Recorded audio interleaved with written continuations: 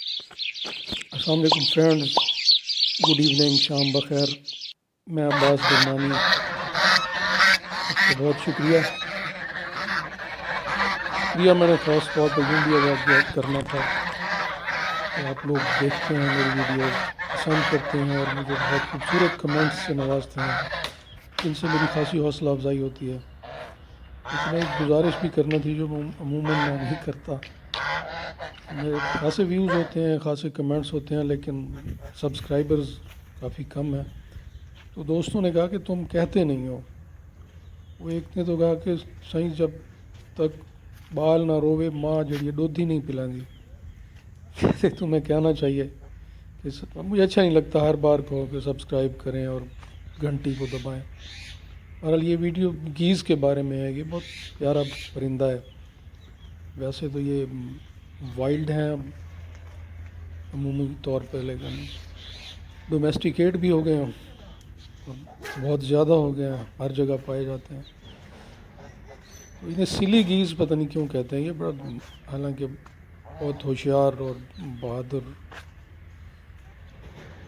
خوبصورت ذہین پرندہ ہے۔ یہ تو رکھے جاتے ہیں لوگ چوکیداری کے لیے، حفاظت کے لیے رکھتے ہیں۔ یہ اب ہمارے یہاں فارم میں ہے تو یہ کوئی اجنبی آ جائے، کوئی کتا بلا آ جائے، کوئی گیدڑ آ جائے تو یہ وہ شور مچا دیتے ہیں اور اٹیک بھی کر دیتے ہیں۔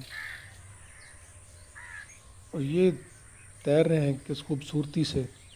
وہ ایک کونے میں آپ کو چھپتا ہوا نظر آیا ہوگا کالا سا، وہ وائلڈ میلر ڈک ہے۔ تو یہ دیکھیں، اس نے شاید کہتے ہیں ہنسوں کا جوڑا۔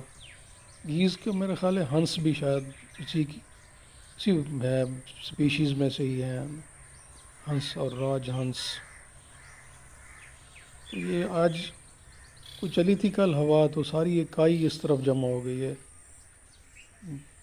پونڈ کی سطح پر۔ تو یہ اٹکھیلیاں کر رہے ہیں جناب پانی میں، اور بہت پیارے لگتے ہیں جب گیز خاص طور پہ تیرتے ہوئے۔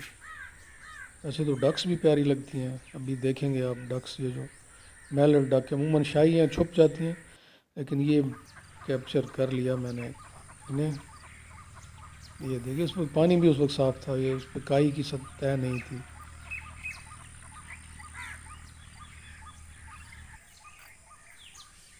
پانی کی سطح پہ لہریں بناتے ہوئے جا رہی ہیں۔ Thank you very much, take care, اللہ حافظ، سلامت رہیں، سدا خوش رہیں آپ۔